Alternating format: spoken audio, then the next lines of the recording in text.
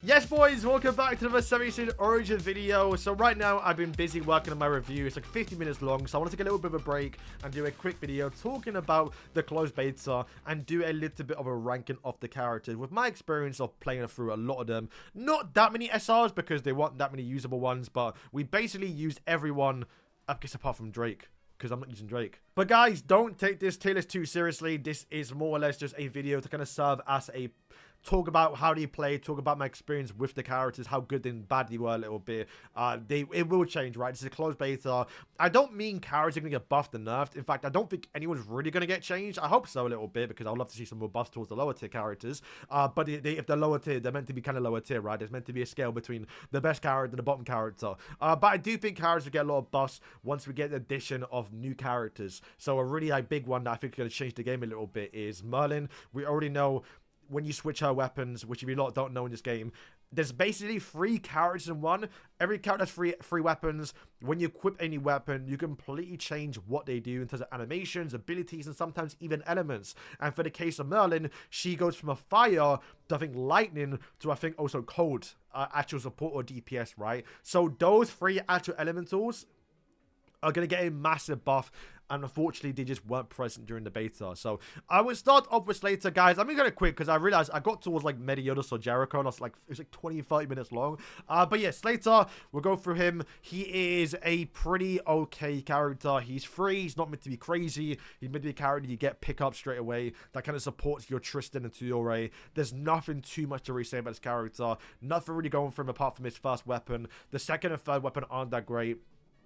But I can't lie, you're probably going to switch off him straight away. He's usable, he's an SR, so I think he's got decent stats a little bit. And if we get more fire support, then A, maybe you can use him. So not too much to say about Slater. But if we get towards Meliodas, so Meliodas, where's he going to go? Guys, you know where he's going to go, right? He's going to go in the S tier. He's easily the highest DPS output of a character we have in this game. I don't think he's the best DPS. I do think he gets outshined by someone else consistently a little bit. But in terms of big nukes, and we start to really mid-max and optimize our gear, our character building, I think he's going to be one-shotting a lot of bosses in this game that I don't think any character would do, but let's talk about him. So, in terms of his actual weapons, you never use the axe. I don't think it was that good.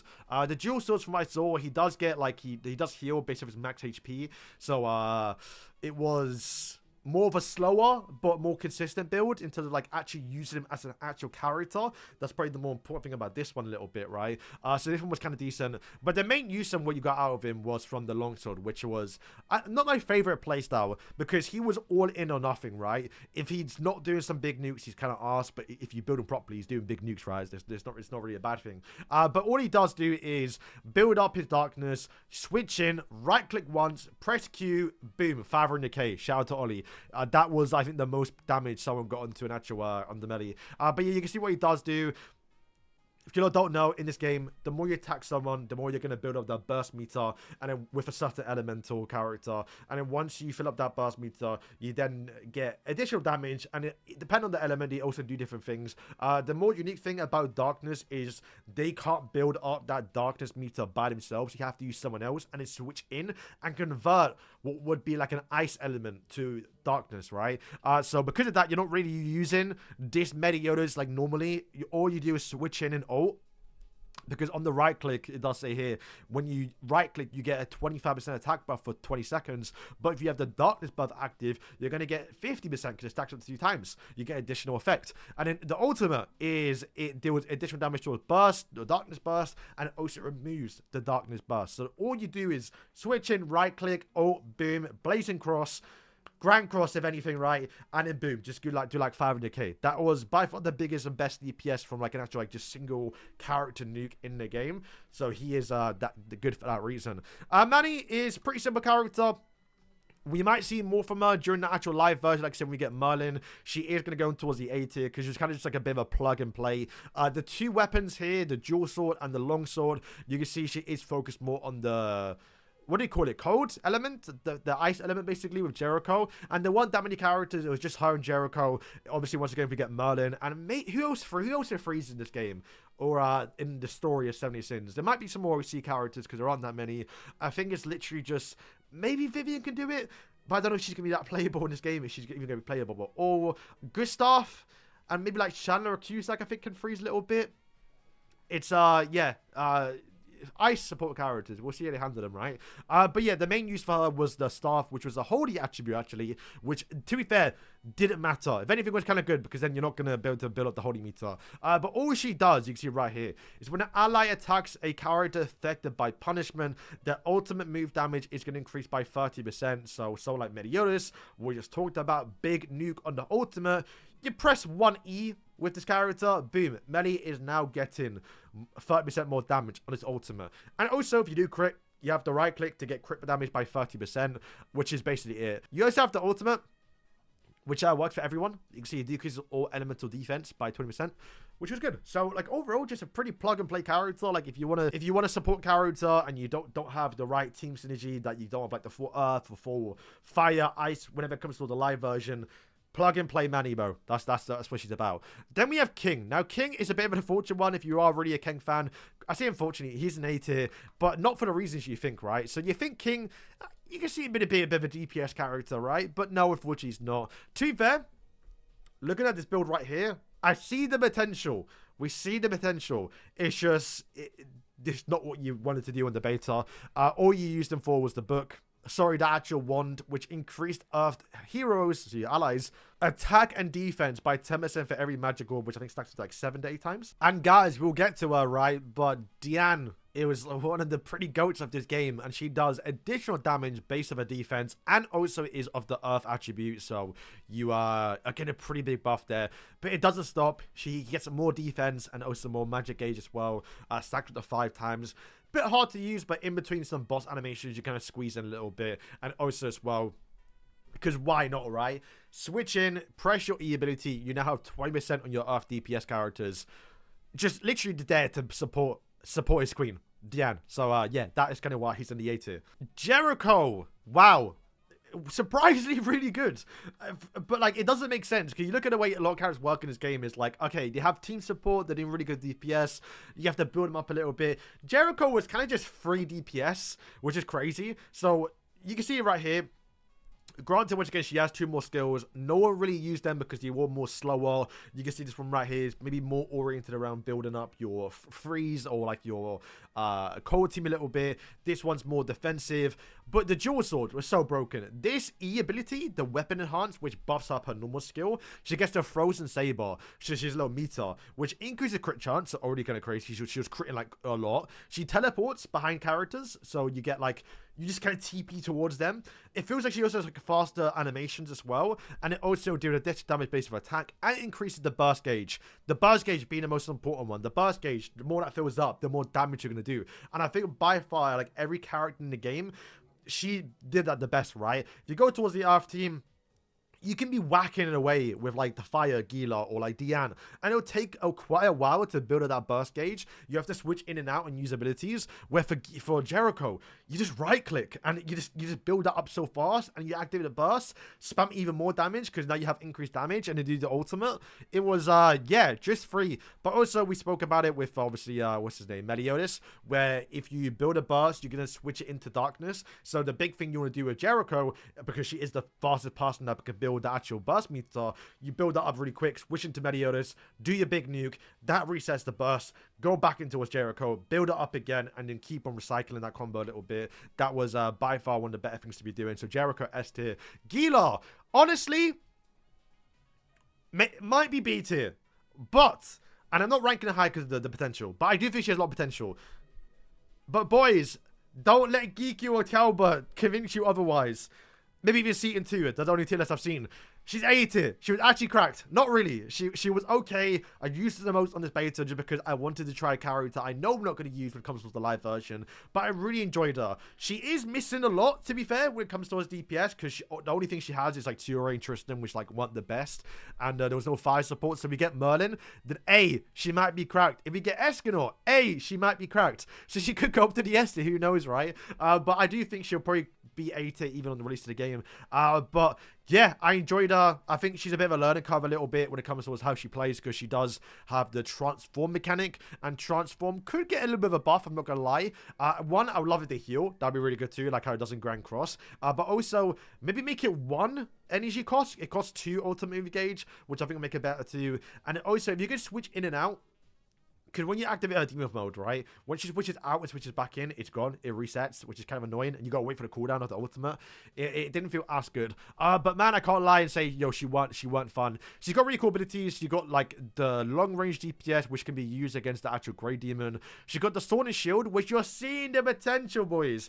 Increase all allies' fire attack by 25% if a barrier is applied to herself. And she does that by the right click. So you can already imagine barriers are really good in this game. And if you get Escanor, you switch into a Sword and Shield Guila, do 1E, get this shield buff. You now got a 25% attack, like literally exactly like King for the Earth team. Switch out to your Escanor, boom, big buffs to Escanor. We're gonna love to see it. But this one right here, it was so fun, man. I can't lie. Like I think in terms of like certification, is that the right word to use here? She was really good, right? And one thing the boys won't back a little bit, they didn't see the potential, is you do decrease damage taken, which I think stacks at the 15 times.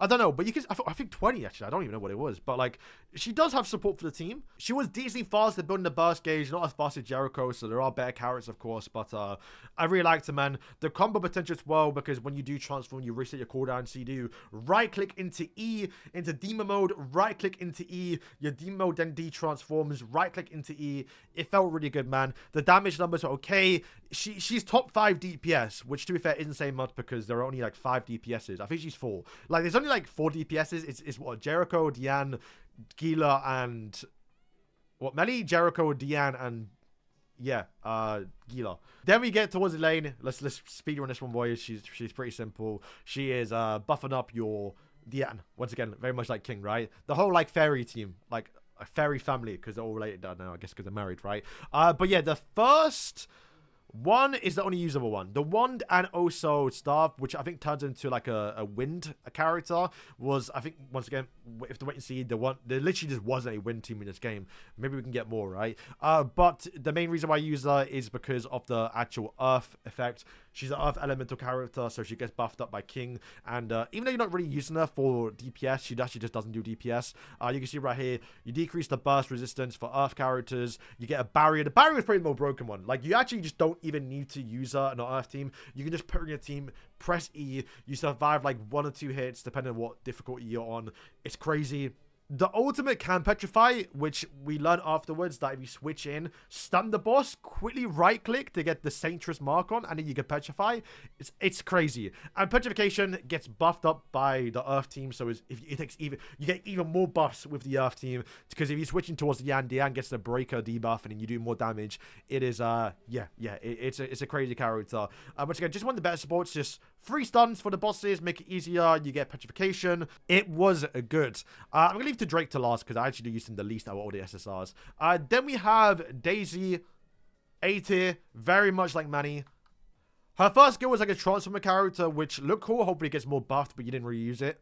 She's probably going to get more buffs a little bit. We get like the lightning team a little bit. You can see right here, the passive is you get like a lightning damage increase by 25%, but in the crit chance, which also does apply towards other allies. You're not going to benefit from the lightning damage, but you are going to get the crit chance buff, which isn't the worst. 15% is decent.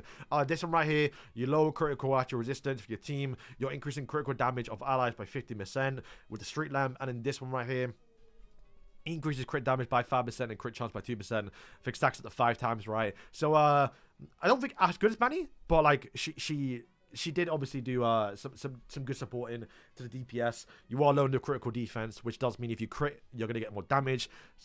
Literally almost like a pair and pair with Mannie and Daisy. You kind of both together to increase crit damage, increase crit chance, low critical resistance, low critical defense. The best of both worlds. Then we get Diane. Guys, it's not really in order. If I had to rank in order, it'd probably be like this. Yeah, that's probably order. Diane, I think, is the best DPS in the game. Granted, she's the only character in the game to have advantage of a full team. But this, yeah, so I think all of the abilities were decent. That's kind of a rare little bit because you saw Mellie, you didn't really use the second, and Callie used the third one. This one, I think, is a bit slow. I'm not the biggest fan of it. Quite fun, to be fair, because you do get, like, the constant petrifications on a normal skill, or was it right click? I can't remember what it was. But she get, like, constant petrify, which is kind of cool a little bit. And you get a shield, which was, like, okay. But, guys, the axe, which one was it? I'm pretty sure it's this one, the nunchucks. The axe, though, insane. This breaker debuff is mental. You stun, which you didn't really take too much advantage of, but you get increased damage. But also, look at this. Inflict damage equal to 150% of the caster's defense. Oh, crazy. Also, increase damage, don't attack an enemy with the Earth Burst active, and inflict breaker for 10 seconds when you attack them 3 times. Like, she had so many ways to get this breaker debuff, switching in with, petrification, which you could do with Diane, and you saw obviously with like King, you're getting that increased defense, like consistent damage. She was whacking and slamming away. She did like 30, 40, 50k. Once again, didn't go anywhere near Meliodas in terms of actually like big 500k nukes, but I got like the highest DPS I got, I think like 90, 100k with like one swing, and you could spam those basically, right? It's not just one attack, you're constantly attacking. Super, super fun. One of my favorite characters, the character I'm definitely gonna be building when it comes to the live version of the game. Then we get Drake. Guys, I might be sleep on him. Let me know if you're a big Drake fan out there, but I did not see him being used at all during this beta. It's just, there was just more attractive things to be doing. Yeah, we can kind of go through his kit a little bit. I'm not sure what the best build was. It's just, he is a lightning user, and granted, we're a bit of support with obviously Daisy. But yeah, once again, maybe we get Merlin, lightning support, very much like the other characters we talked about. He might get a bit more love. So yeah, that's kind of my tier list for the SSRs. Like I said, Guila's probably down here a little bit, but I want to put some like notoriety on my goat Guila, so we're putting in the A tier, right? So yeah, that's my tier list for the SSRs. Let's move it towards the SRs because these are, I guess, a little more easy to talk about. Is there anyone in the A tier? I don't know, you know. Nah. Yeah, probably Tioreh. I mean, I liked my fire team with Guila, so you got a little bit buff with Guila. You have this actual, right, was it E? With the fire jet, which is actually kind of cool a little bit. But I think what makes her a little more usable, and granted, she wasn't really that usable, is when you equip this one right here. You get the staff on, you get the actual, you change to an Earth Elemental character. And remember, she's the daughter of Diane and King, so she's going to buff up Diane and King. And you can see right here, increase all allies' defense by 10% for 20 seconds when the hero sets team and an ally activates a burst. We talked about it already. Diane does more damage based off the defense, so having her on your team just passively, without even switching in towards the character, you're going to be able to get more defense, which in turn means more damage in Diane. So you just kind of plop her in the 4th slot, so why not? That's probably like likely the best use you can get on an SR in this game a little bit. The right click wasn't great. You throw down a little like orb, and the more you stay in it, the more you increase your defense. It could be good when you're doing like some big combos, you just kind of throw it down. Wasn't that helpful a little bit. This one wasn't that good either. It does increase the actual like burst gauge, which is okay. You kind of just use our abilities just to get more ultimate move in this game, and in the ultimate you didn't really use too much either. It just deals damage based off defense, which yeah, I think you just use it for the passive. That's, I think, literally it. But then if you also want to use that in a fire team, you could in the future. There's potential there. Howzer, I'm gonna put in the B tier, C tier, B tier. I don't actually know, you know. They I didn't really use SRs too much other than ones that support other teams. So he's kind of meant to be like a little bit of a DPS character. It is, you can see, attacking enemy increases it with the wind activates more damage. Like, he's meant to be a bit of a DPS, but I didn't enjoy him too much. There was, just, once again, no reason to use the wind team in this game. There was no support for it, basically, right? But he does pull people in the center, but I can't remember how much that ultimate costs, right? And then, to that, I like this ability, this one over here. I think it's the E. It pierces them and then pulls them in. And then you can also stun them with the ultimate. Is that the one? Yeah, it is. If you crit, which was kind of fun. It's just there was no support for him, so there's no reason to use a wind character. I don't think there was even there was one wind character in this game. I think it was Elaine, but you just don't use the wind team. Then we get Bug, and in terms of like how we use it in the beta, we just didn't. But there's potential a little bit. He's meant to be like the buffer for the actual darkness attribute a little bit. You can see increase all allies heroes dark damage dealt to cuts only to 20%. But like you're not using this character. Like Melly doesn't need increased darkness damage, right? He needs more ways to do what he wants to do, like increasing critical defense, critical resistance, or removing those, right, and just dealing more damage with his ultimate.